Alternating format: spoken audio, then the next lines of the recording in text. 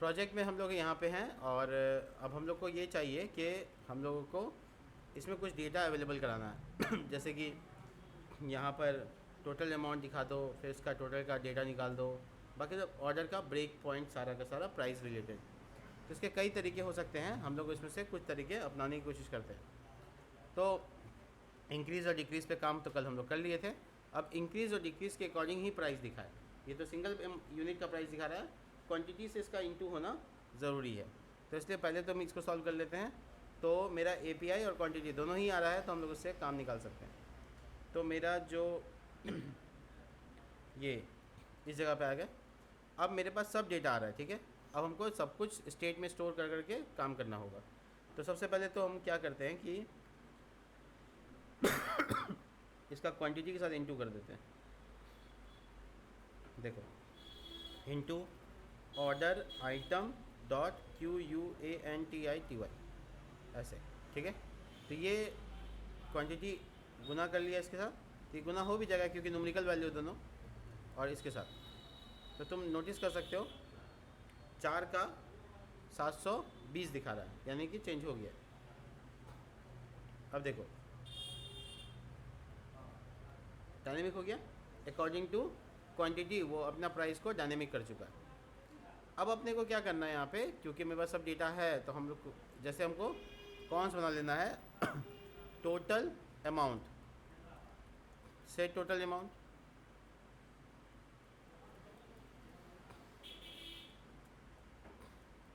Use state 0। इसी तरीके से हमको और भी डेटा चाहिए, बट एक एक करके बता देंगे तो ज़्यादा डिटेल में आएगा। तो हमको कुछ भी करके यहाँ पे टोटल अमाउंट का पता लगाना है कि टोटल अमाउंट कितने हैं। तो मेरे पास जो कार्ट का डेटा है वो तो आके असाइन हो गया। अब उसमें से हमको निकाल के टोटल करके निकाल के इसमें स्टोर करना है। तो ये काम हम ना जावास्क्रिप्ट से बहुत आसानी से कर सकते हैं। सबसे पहले तो हम अपना API तुमको दिखा देते हैं कहाँ से क्या करना है। तो API/order, तो ये मेरा डेटा के साथ आ जाएगा, लॉगिन किया हुआ है, तो यहाँ गेट मेथड काम करता भी है।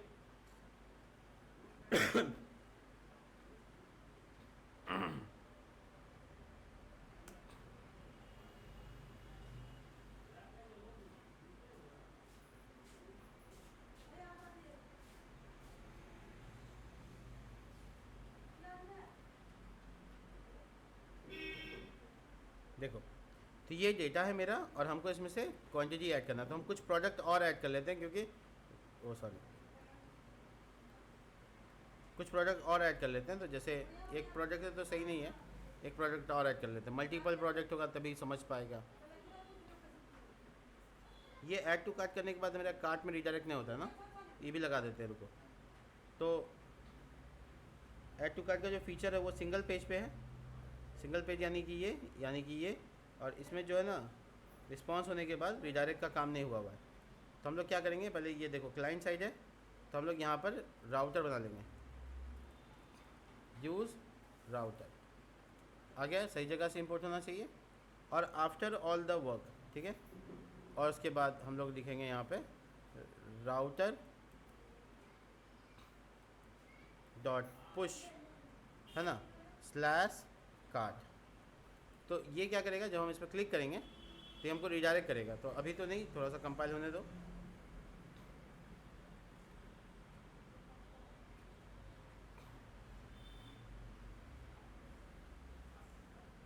ये राउटर अनडिफाइंड कैसे हो गया,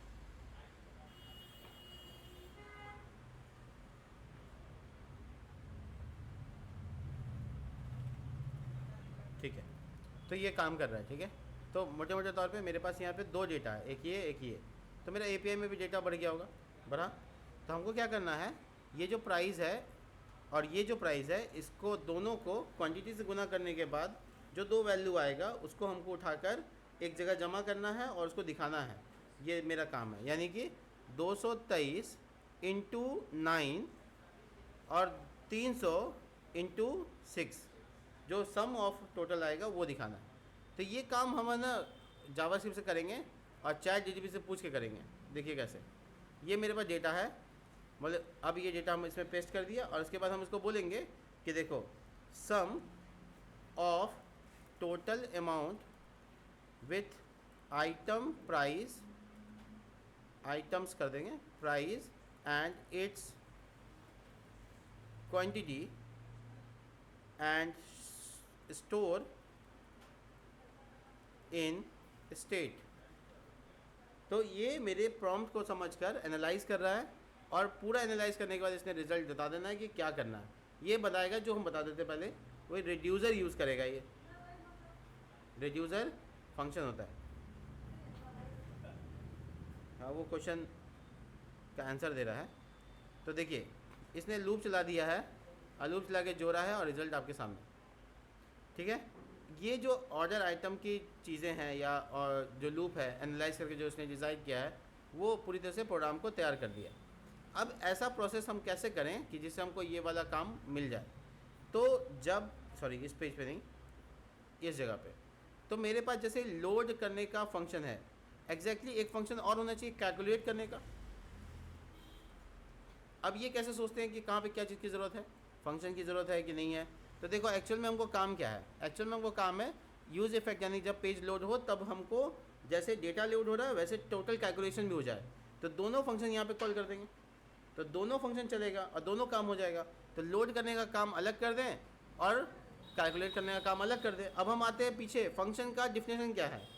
function is a code of block of code that use for specific task. Specific मतलब एक अकेला टास्क। तो ये जो डिफिनेशन ही दिमाग में रहेगा तो आपको यूज़ पता चल जाएगा क्या करना है। डिफिनेशन क्या है, एक इसका इस फंक्शन का काम क्या है, एक काम लोड करना। अब इसमें कैलकुलेट नहीं घुसोड़ो, नहीं तो तुम्हारा दिमाग प्रोग्रामिंग नहीं कर पाएंगे। अब दूसरा पार्ट क्या कर रहा है, कैलकुलेट कर रहा है। दोनों का कोड एक जगह लिख सकते थे बट मिस हो जाएगा। तो I am just dividing my program by using a function. अब फंक्शन का यही काम ही है, make a group to complete to achieve a specific task. तो यही फंक्शन को क्यों यूज़ कर रहे हैं हम, ये आपको समझ में आ जाएगा। उसके फंक्शंस के बारे में पहले पता हो तो आपके दिमाग में वो सेट हो जाएगा कि क्या करना है। अब कैलकुलेशन, जब ये लोड हो चुका होगा, आफ्टर दिस मेरे पास ये डेटा होगा। जब मेरे पास ये डेटा होगा तो हम यहाँ पर इसको इस डेटा में से, कार्ड डेटा में से हम निकाल सकते हैं क्या, बताओ। मैं दिखाता हूँ तुमको। यहाँ से आइटम्स लूप चला रहे हैं ना, यहाँ पे मैप देखो आइटम्स, तो हम लोग यहाँ पर लूप चला सकते हैं। तो कैलकुलेशन वाला वापस जाते हैं, डॉट आइटम्स, ठीक है। तो मेरे पास ये डेटा काम करेगा कि नहीं करेगा ये पता करना है। तो हम यहाँ पे पहले एक तो ऑर्डर आइटम या ऐसे वेरिएबल कोई बना सकते हैं, प्रोलर फॉर्म में ही बनाते हैं। अब हमको इसको चेक करना है काम कर रहा है कि नहीं कर रहा, तो हम पहले कंसोल कर लेंगे। मतलब हम आगे जाने से पहले एक बार चेक कर लेंगे कि यहाँ पे डेटा मुझे मिल रहा है या नहीं मिल रहा। और ये जो कैलकुलेट फंक्शन है इसको यहाँ लोड कर देंगे आफ्टर दिस, ठीक है। इसमें एक कंडीशन भी लगा सकते हो कि अगर मेरा कार्ड लोड हो गया है तो फिर ये दिखाओ, ऐसी चीज़ें। तो कैलकुलेट टोटल, इसका नाम सही होना चाहिए कैलकुलेट टोटल, एआई ने सही बताया, कभी कभी इसकी बात मान लिया है, ठीक है। तो इसमें एक इशू आ सकता है, इसलिए हम इसको चेक कर रहे हैं। आ क्या सकता है, यूज़ इफेक्ट एक बार चलने के टाइम में हो सकता है कैलकुलेट ना जनरेट हो, तो हम पता कर लेते हैं। इसके लिए हम यहाँ पे आ गए, पेज लोड होने दो, इंस्पेक्ट में जाएंगे और देखेंगे कि मेरा डेटा आता है या नहीं आता है।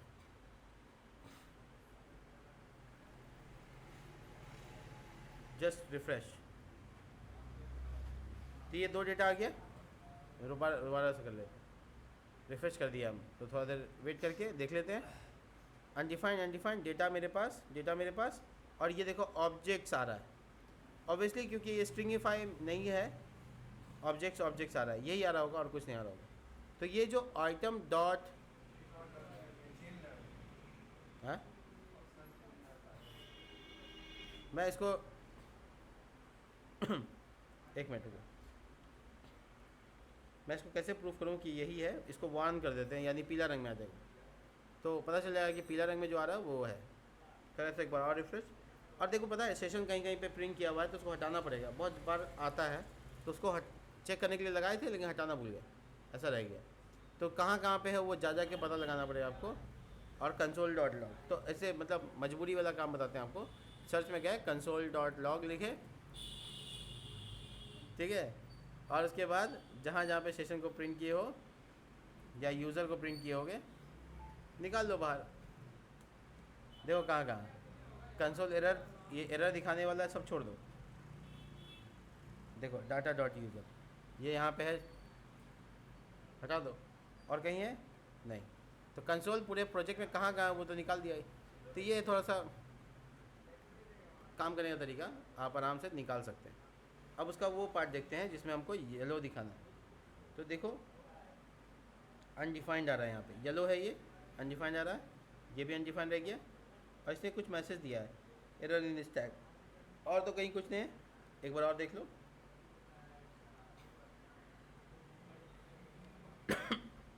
देखो अनडिफाइंड, यानी जो मैं खोजने की कोशिश कर रहा हूँ वो नहीं मिल रहा है।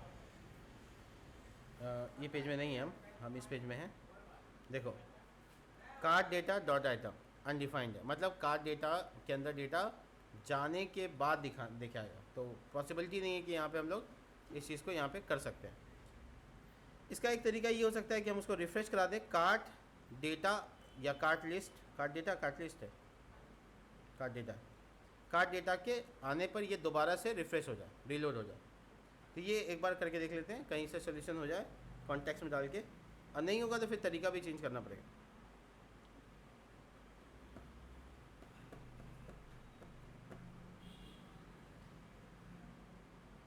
अब फिर लोड के अंदर हम तरीका चेंज करके बनाएंगे। देखो अनडिफाइंड अनडिफाइंड अनडिफाइंड, सोल्यूशन नहीं है, अरे अरे कोई बात नहीं, तरीका चेंज करो।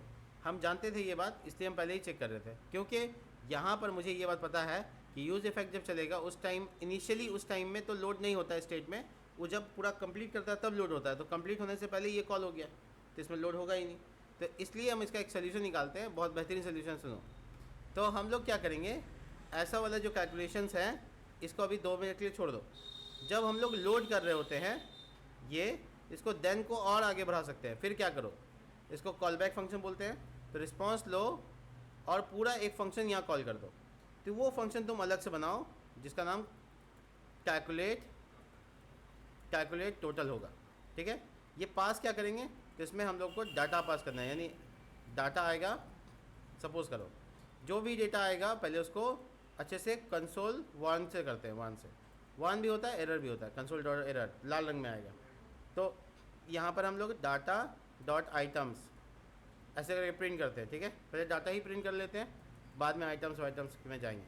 तो अब यहाँ पे क्या कर दिया, देखो ये फंक्शन में देन लगा कर लिखा यहाँ कैलकुलेट टोटल, और पास कर दिया RESP रिस्पॉन्स को। तो ये देन क्या हुआ, ये करेगा पहले, फिर ये करेगा, फिर ये करेगा, यहाँ सेमी कॉलम नहीं लगेगा, फिर ये करेगा। तो ये मेथड चेनिंग का एकदम परफेक्ट इस्तेमाल। तो अभी हम कंसोल चेक करेंगे और देखेंगे कि मेरा वो रेड कलर के अंदर में डेटा आ रहा है कि नहीं आ रहा। अगर आ रहा है मेरे फंक्शन तक डेटा पहुंच गया। एक मिनट मैं इसको अच्छे से रिफ्रेश कर लेता हूँ और देखो क्या होता है। पहले डेटा आने दो, अनडिफाइंड, ये मेरा रेड है तो इसका मतलब वही डेटा है। तो ये मेरा अनडिफाइंड हो रहा है।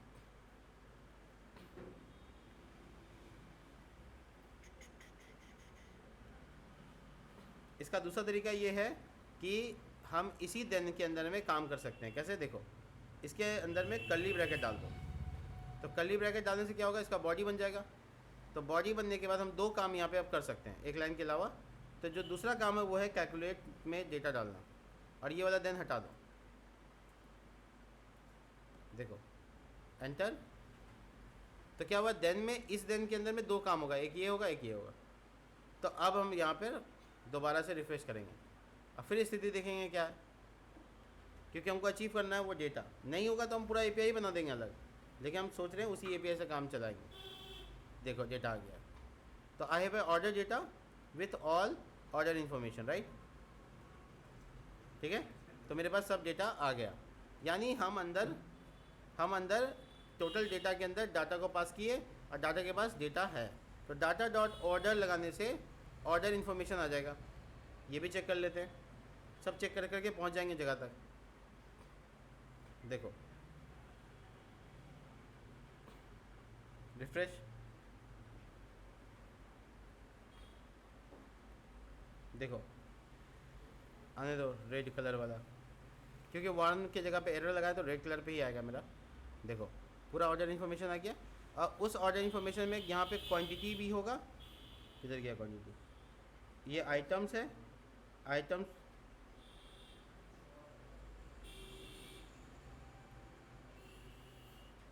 एक मिनट, हाँ 2 डेटा है ना, इसलिए 2 बार आ गया तो क्या हुआ, कोई इशू नहीं। क्वांटिटी अंदर ऑर्डर आइटम, अब इसमें डॉट आइटम्स लगाएंगे। अब मेरा आइटम्स भी आना चाहिए एरे में, मतलब हम धीरे धीरे अंदर जाते जा रहे हैं और हमको अपना डेटा चाहिए एग्जैक्टली। रिफ्रेश, देखो अब क्या आइटम्स अवेलेबल हो रहे हैं। देखो 2 आइटम्स जो मेरा है वो आ रहा है। इस पर मत जाओ कि 2 बार चल रहा है, परेशानी की बात नहीं है, इसको रिजॉल्व कर लेंगे। तो एक बार ये कंसोल चला और मेरा काम डेटा तक पहुंच गया। अब हम लोग के आइटम्स को लेकर एक वेरिएबल में स्टोर कर लेंगे, नाम होगा ऑर्डर आइटम्स।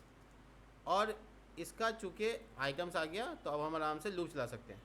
ChatGPT मुझे बताया था कि आप लूप चलाओ और लूप चला के सबको जोड़ लो फॉर लूप से। तो उसमें ये डेटा है, ये डेटा है, दोनों को जोड़ लो, बस ठीक है, वही करते हैं। तो ये यहाँ पे फॉर लूप और एक वेरिएबल मान लो order item, order item in order items, और ये यहाँ पे डाल दो। देखो टोटल अमाउंट नाम से एक वेरिएबल सपोज कर लो, ऊपर में लेट टोटल अमाउंट।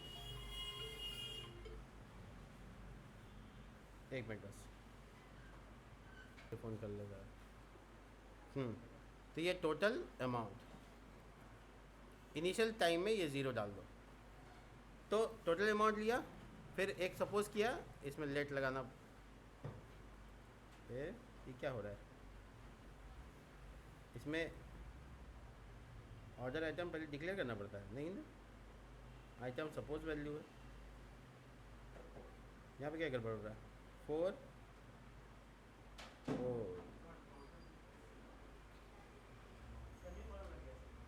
कहाँ पे, ओ कॉलन लग गया।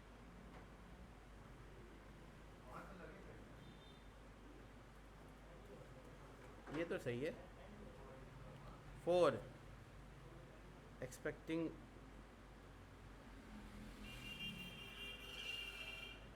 ऐसा कुछ भी नहीं करना पड़ता है।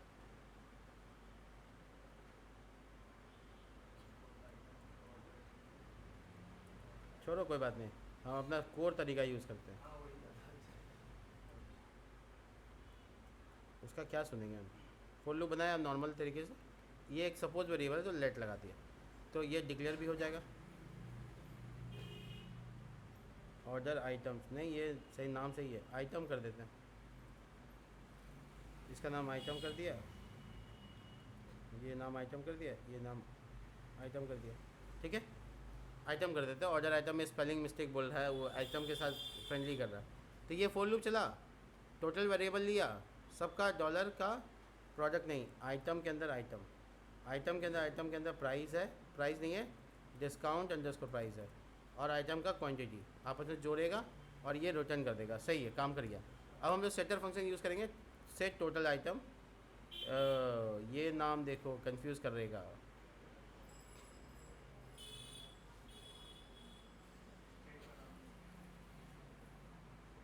इसका नाम में कुछ अंतर करना पड़ेगा, सिर्फ टोटल कर देते हैं टोटल आइटम की जगह, ठीक है, हो गया, सॉल्व हो गया।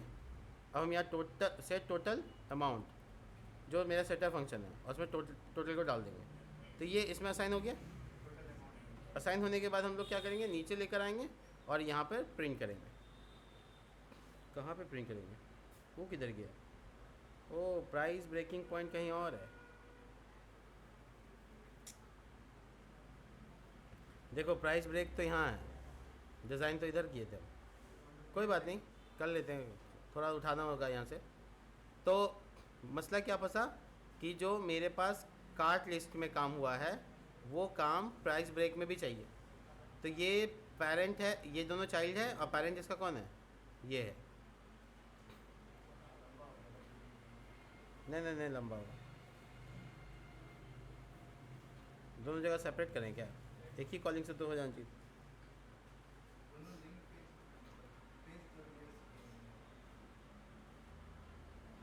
अच्छा एक काम करते हैं, रुको। प्राइस ब्रेक पॉइंट का जो कोड है ना, उठाते हैं, ऐसे उठा लिया और इसको उठा के ले जाते हैं यहाँ कार्ट लिस्ट के पास। पहले यहाँ देख लेते हैं क्या डिविजन्स किया हुआ है। तो प्राइस ब्रेक पॉइंट में ये दोनों डिव अंदर डाल देंगे तो हो जाएगा।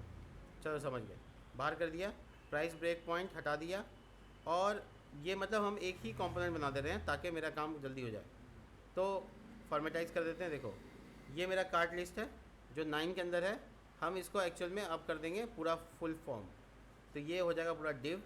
कट करो यहाँ से और ले जाओ इसको कार्ट लिस्ट में लास्ट में, मतलब दोनों को मिला रहे हैं। देखो परेशान नहीं होना, आराम आराम से चीज़ों को कर सकते हैं। और उसके बाद प्राइस ब्रेक पॉइंट का काम ख़त्म। ये जो ऊपर में इंपोर्ट हुआ है ना, ये चाहिए होगा, तो कट कर लो इसको और ऊपर में जाके इसको पेस्ट कर दो। ये रेट देख के परेशान नहीं होना क्योंकि 2 सब डिविजन्स हो गए, ठीक है। ये पेस्ट कर दिया हम। इसके बाद हमको क्या करना है, ये page.js में जो पार्ट है, ये 9/12, इसको कट कर लेना है। और ये तुम्हारा ये जहाँ से JSX स्टार्ट होता है वहाँ पे लगा देना। तो ये 9 का पार्ट हो गया और ये कार्ड हो गया और ये 3 का पार्ट हो गया, यानी दोनों डिव आ गया यहाँ पे। अब आपको ये यहाँ पे क्लोज़ नहीं हुआ, इसको क्लोज़ यहाँ पे करो। और यहाँ price.js में देखो ये क्लोज़ यहाँ पे हो रहा था, इसको हटा दो। अब ये जो मेन डिव है इसको यहाँ से उठाओ और पूरा रैप कर दो, 9 को रैप कर दो। इसका जो एंडिंग टैग है वो 3 के बाद लगा दो। तो ये पूरा एक कॉम्पोनेंट बना दिया, मतलब प्राइस ब्रेक का अब कोई काम नहीं है। तो हटा दिया, हटा दिया तो मतलब इंपोर्ट का भी इशू होगा। तो ऊपर देखो इंपोर्ट लाइन लिखा हुआ है इसका, प्राइस ब्रेक का, हटा दो। ऑर्डर का ज़रूरत है या नहीं है, और कोई चीज़ ज़रूरत, ये देखो डाटाबेस कनेक्शन नहीं चाहिए। तो पता ये चला मोटे मोटे तौर पे, अरे यूज़र तो चाहिए था तो डाटाबेस कनेक्शन भी चाहिए, लगा हुआ नहीं है यहाँ पर। खैर छोड़ो। तो मेरा जो कार्ट लिस्ट है ना, उसी के अंदर सारा कुछ हो गया। ये डिवीजन हटा दो, काम हो गया सब एक जगह पे। तो मैं इसको गिटहब पे डाल दूंगा ताकि तुमको HTML में इधर उधर करने में दिक्कत ना हो, तुम आराम से देख लेना। देख लो मैं क्या कर लिया, फाइनल में बता दूंगा आपको। मैंने एक डिव बना लिया, मतलब बनाया नहीं, वहाँ से उठा लिया page.js से। उसका 9 पार्ट भी यही है और 3 पार्ट भी इसी में है कार्ट लिस्ट में। और यहाँ page.js में सिर्फ हेडर है और कार्ट लिस्ट है सीधा सीधा। तो हो गया मेरा काम यहाँ पे। तो यहाँ अब अवेलेबल हो जाएगा। तो जहाँ इनबॉक्स लिखा हुआ था उसको लिख देंगे टोटल अमाउंट, और जहाँ प्राइस दिखाना है वो है वैल्यू 14, इस जगह पे दिखाना है।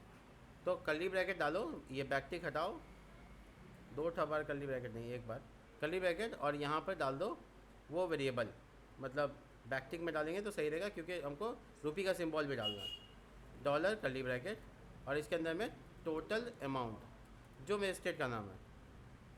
ओ वाह इतना चेंजेस। चलो रिफ्रेश कर, ये देखो कार्ट वार्ट इंपोर्ट नहीं है शायद, ये बोल रहा है। तो कार्ट लिस्ट में कार्ट इंपोर्ट नहीं है शायद। अरे कार्ट लिस्ट में कार्ट इंपोर्ट है। ये वाला एरे बना हुआ था कस्टमर नाम से, जो पहले डेटा दिखा रहा था, हटा दो उसको। ओ 2 बार हो गया है इसलिए इशू आ रहा है। ये जो चीज़ें हैं ना, ये कट कर लो और एक ही जगह इंपोर्ट कर लो ना, इसको हटा दो और इसी में ऐड कर दो।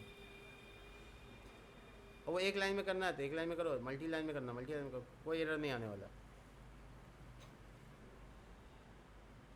कंपाइल होने देते हैं, देखते हैं क्या होता है।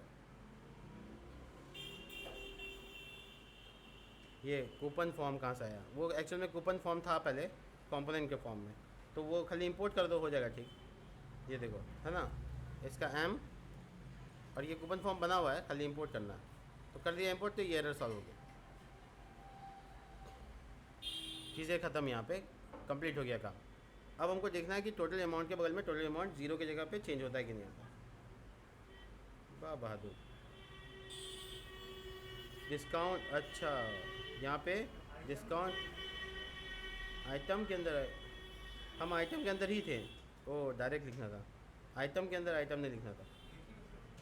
हाँ सिर्फ एक आइटम, कोई बात नहीं, इतना सा तो होना ही है।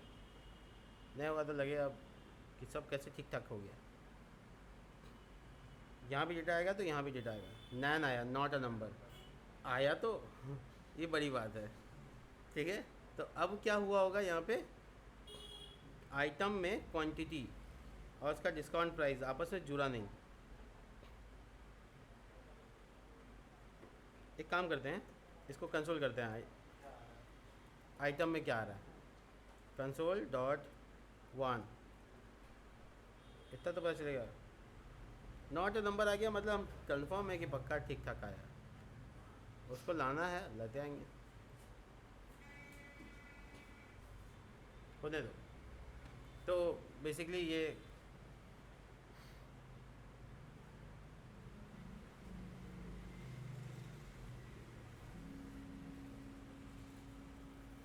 जीरो वन जीरो वन, वही तो क्यों आ रहा है, वो इंडेक्स नंबर आ रहा है, ऑफ लगाना पड़ेगा, इन नहीं। एक्चुअल में बात है कि उसमें फिर हम लोग को, मैं बताऊं क्या हुआ है, मैं बताता हूँ। देखो इन लगाओगे ना तो इंडेक्स नंबर आता है, तो ऐसे डालना होगा, बड़ी ब्रैकेट अरे ना है, ऐसे रिफ्रेश। एक बार चैट जीपीटी बताया होगा हमको, हम ध्यान नहीं दिए, पक्का बताया होगा, देखिए है ना। अब देखो कंसोल में क्या है, ज़ीरो वन ज़ीरो वन। हाँ कंसोल तो ये तो आया ज़ीरो वन दो बार, ज़ीरो पहला इंडेक्स है, वन दूसरा इंडेक्स है, तो वो वही प्रिंट कर दिया। ये लेट डिक्लेरेशन एक्चुअल में पता है पाइथन का कोड दे दिया है, समझे, बहुत होशियार हो, उसको पता नहीं चला जावा स्क्रिप्ट है। देखो हम पूछेंगे, इससे बता देगा ही, इसने पाइथन का कोड दिया है इंडेंटेशन के साथ, कहाँ लेट डिक्लेयर हुआ है यहाँ, समझे। ये ज़्यादा समझदार समझता है हमको, इतना समझदार नहीं है जावा स्क्रिप्ट का। फोर ईच लूप चला है, वो दोनों दोनों चलेगा। अब काम ठीक से हो रहा है, झूठ का परेशान किया है। फोर ऑफ लूप यूज़ कर सकते हैं हम यहाँ पे, और फोर ऑफ लूप काम भी करेगा, मुझे पता है ये बात, ठीक है। अभी नॉट अ नंबर का चक्कर बहुत ख़राब है। देखो डेटा आया, तो आइटम तो क्लियर हो गया कि आइटम में डेटा आ गया। अब आइटम के अंदर आइटम सही लिखा हुआ था, आइटम के अंदर आइटम और उसका डेटा फिर, तो ये इसलिए नैन आ रहा है, यानी यहाँ पर आइटम के अंदर आइटम, ऐसे, मतलब तुमको सिंटेक्स पता चलना चाहिए।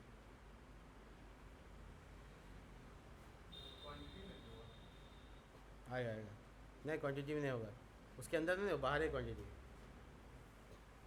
अरे सर ये देखिए यहाँ, ये आइटम्स है, इसके अंदर ये है, लेकिन क्वांटिटी तो बाहर है, समझ में आ गया। यस, टोटल तैयार है, टोटल आ गया, टोटल आ गया तो सब आ गया। अब कौन चीज़ जानना हमको, अब एक तो खाली काम करना है कि इसका जो डिस्काउंटेड प्राइस है वो भी निकाल लो। Const total discounted amount, total discounted amount comma set total, इतना लंबा नाम लिखने से कोई दिक्कत नहीं तुम लोग को, डिस्काउंटेड अमाउंट हम शॉर्टकट लिख देंगे तो तुम्ही को शायद दिक्कत होने लगे। तो ये दूसरा डेटा है, तो जैसे ये लूप चलाकर हम निकाले हैं एग्जैक्टली ऐसे ही एक और वेरिएबल डिस्काउंट टोटल ज़ीरो, और यहाँ पर सेम बस इसको डिस्काउंट टोटल में साइन करना है। डिस्काउंट टोटल आइटम के अंदर जो, ये वाला में तो हमको प्राइस खाली करना था, ये वाला में प्राइस और ये वाला में डिस्काउंट प्राइस हो गया। अब लास्ट में सेटर फंक्शन की मदद से सेट कर देंगे, set discount set total discount amount, इसमें डिस्काउंट अमाउंट वाला वेरिएबल, मतलब दो अलग अलग वेरिएबल, परफेक्ट। और नीचे जहाँ दिखाना है हमको इसको, तो वहाँ पर टोटल अमाउंट के बाद टोटल डिस्काउंट अमाउंट निकालना है, तो total minus total discount amount, तो दोनों के बीच का वैल्यू निकल जाएगा। यहाँ पर कर्ली ब्रैकेट, यहाँ पर बैकटिक, यहाँ पर डॉलर कर्ली ब्रैकेट, क्योंकि बैकटिक के अंदर आ गए, तो यहाँ पे total amount minus total discount, total amount क्या नाम था जी, टोटल डिस्काउंटेड अमाउंट, यहाँ पे क्या गलती हो रहा है?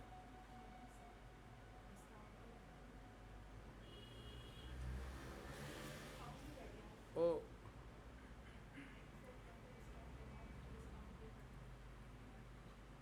सेटर में क्या लगा है? Set total discounted. नहीं नहीं, ये एरर तो पुराना कुछ होगा, छोड़ो। Total discounted amount, total amount से इसको माइनस करेंगे, टोटल डिस्काउंटेड अमाउंट। ईडी नहीं होगा, डिस्काउंट। एरर तो नहीं आना चाहिए। एक रिफ्रेश वेट कर लेते हैं। सब बढ़िया चल रहा है। अब इसका जल्दी से हम इसका टैक्स पॉइंट निकाल लेते हैं। तब तक एरर आते रहने दो, कोई दिक्कत नहीं। Total tax, set total tax, सब कुछ ऐसे निकालते जाएंगे। यूज़ स्टेट टैक्स का वैल्यू 0, एक्चुअल में 0.0 कर दो, तब तो फ्लोटिंग वैल्यू हो जाएगा। तो ये टोटल टैक्स कैसे सेट करेंगे? कुछ नहीं करना है, जो डिस्काउंट अमाउंट है ना उसका 18% निकाल लो, तो सेट टोटल टैक्स। और यहाँ पे करेंगे टोटल डिस्काउंट अमाउंट और गुना 0.18, हो गया। तो इससे डिस्काउंट अमाउंट भी सेट हो गया। अब डिस्काउंट अमाउंट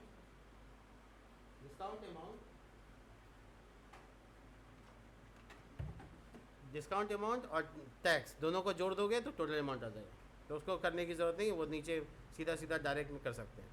तो यहाँ लिखेंगे ट्रैश की जगह पे tax 18% GST।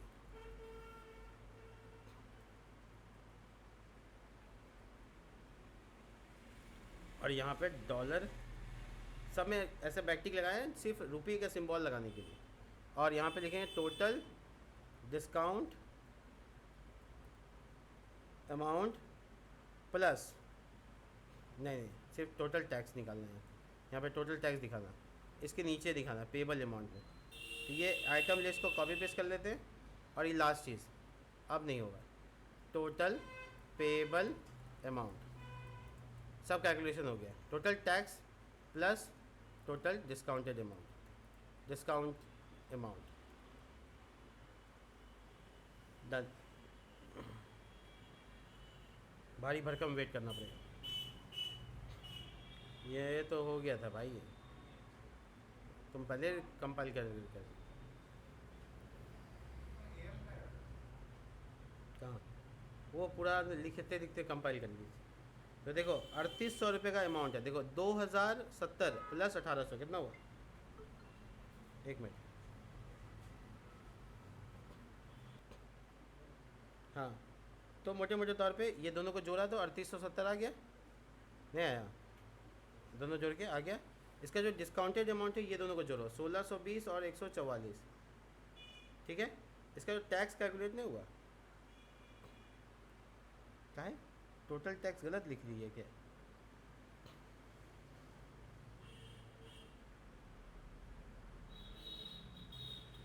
Set total tax discount amount के साथ गुना करो, ठीक तो लिखा है सेट टोटल टैक्स।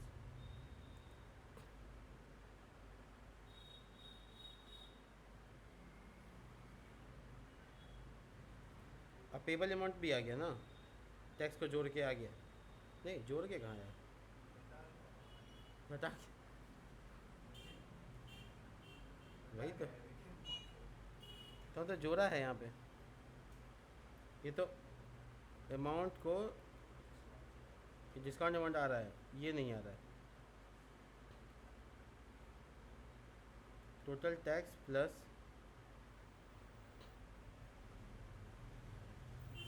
पता है क्या करना होगा?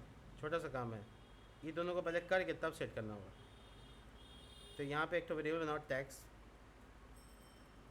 पहले इसको होने दो, तब टैक्स को असाइन कर दो, ठीक है। वो गुना नहीं हो पाया होगा, ऐसा कुछ हो सकता है। टोटल पेएबल अमाउंट,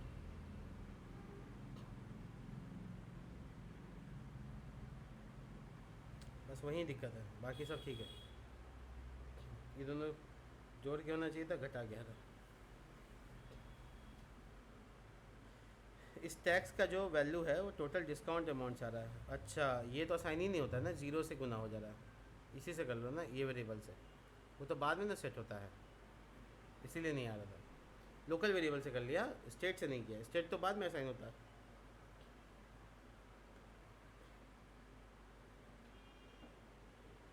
देखा है, हो गया।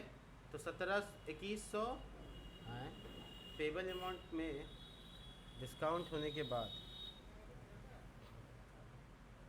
2100 डिस्काउंट हो रहा है। हाँ, ये डिस्काउंट अमाउंट अलग है, ये दोनों जोड़ो ना, 1600 और 100 से 1700 हुआ। ये तो डिस्काउंटेड अमाउंट, कितना रुपये तुम्हारा बचा है, अमाउंट नहीं लिखना, टोटल डिस्काउंट लिखना है, अमाउंट नहीं लिखना है, यहाँ पे मिस लीडिंग हो जाएगा। तो ये दोनों देखो, 1720 और 144 कितना हुआ, जल्दी बोलो। 1620 और यहाँ से देखो, 1620 प्लस 144 1764। इसका निकालो, 1764 प्लस टैक्स कितना आया था, 317। यस, यानी कि हम लोग को वैल्यू को सही निकालना है, 2081 सही है। तो पूरा कैलकुलेशन सही है, अच्छे से काम कर रहा है। मिलते हैं नेक्स्ट वीडियो में, तब तक के लिए बाय।